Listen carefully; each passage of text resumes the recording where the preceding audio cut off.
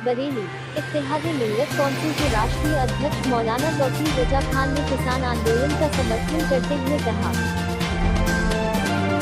या तो सरकार ये कहे कि ये पागल लोग हैं, जैसे कह दिया कि अब वो तो जीवी बताया जाने लगा, आंदोलन जीवी है।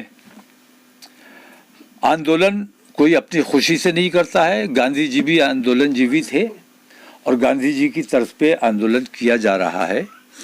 अपनी मांगों को लेकर बैठे हुए हैं। सरकार को चाहिए कि हमदर्दी के साथ उनकी मांगों पर गौर किया जाए और जो कानून उनको नापसंद हैं, देश हित में भी नहीं है वो कानून, क्योंकि किसानों की और समस्याओं के अलावा मैं ये देखता हूं कि भंडारण की जो हुकूमत ने खुली छूट दे दी है, इस भंडारण की खुली छूट से उन लोगों के पास पैसा भी है, उन लोगों के पास सरकार से भी बड़े बड़े 10-10, 20-20 गुना बड़े गोदाम है।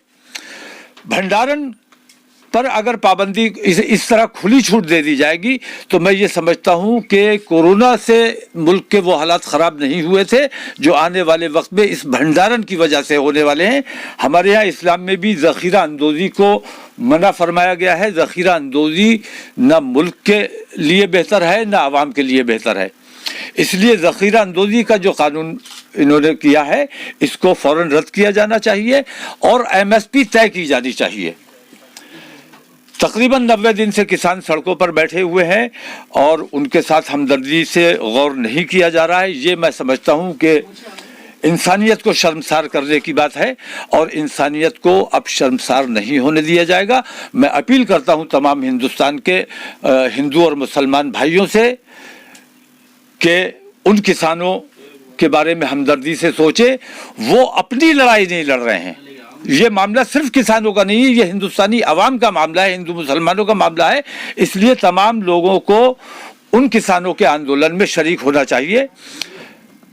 अभी 2 रोज पहले मेरे पास खबर आई, रामपुर में एक वाकया हुआ। रामपुर के लोग गए थे, जिम्मेदार लोग वहाँ के किसानों के आंदोलन में, वहाँ से वापस आए हैं तो वहाँ के SP ने अकेले में कमरे में ले जाकर उन लोगों के साथ बदतमीजी की कि क्यों बे तू किसानों के आंदोलन में क्यों गया था। संभ्रांत लोगों से, असरदार लोगों से, बाइज्जत लोगों से इस तरह से उनका मानहानि की जाएगी, उनकी बेइज्जती की जाएगी, इसको किसी भी कीमत पर बर्दाश्त नहीं किया जाएगा। आज किसान बैठा हुआ है, कल से तमाम हिंदू और मुसलमान इंशाल्लाह बैठेंगे और मैं तमाम अपने भाइयों से अपील करता हूं कि उन किसानों के आंदोलन में हम सबको बढ़ चढ़कर हिस्सा लेना चाहिए और सरकार जब तक किसानों की बातों को मान डाले, क्योंकि वो बात किसानों की नहीं है, वो हिंदुस्तानी अवाम के लिए लड़ाई लड़ रहे हैं और हिंदुस्तानी अवाम की हैसियत से हमें उनका साथ देना चाहिए, उनकी मदद करनी चाहिए। और किसानों के लिए के आंदोलन में जाने की वजह से जो रामपुर के जिम्मेदार लोगों की बेइज्जती की गई है, मैं कल रामपुर भी जाऊंगा, जुमे की नमाज इंशाल्लाह वहीं पढ़ूंगा और उन लोगों की समस्या को भी देखूंगा। प्रधानमंत्री ने कहा है कि कानून जो है वो वैकल्पिक है, ऑप्शनल है। ये इससे कहाँ तक इत्तेफाक कर रहे हैं? नहीं, ये कोई समझदारी की बात लगती है आपको?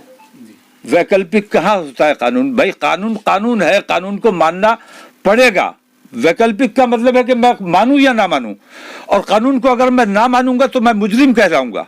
तो प्रधानमंत्री खुद मुजरिम बनाना चाहते हैं हिंदुस्तान की आवाम को। कानून कानून होता है और जो कानून है उसको मानना हिंदुस्तानियों की जिम्मेदारी है, मानना पड़ेगा, और नहीं मानेंगे तो अपराधी कहलाएंगे।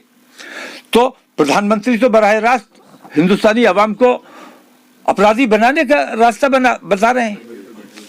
इस किस्म की गैर जिम्मेदार गुफ्तगू नहीं होनी चाहिए।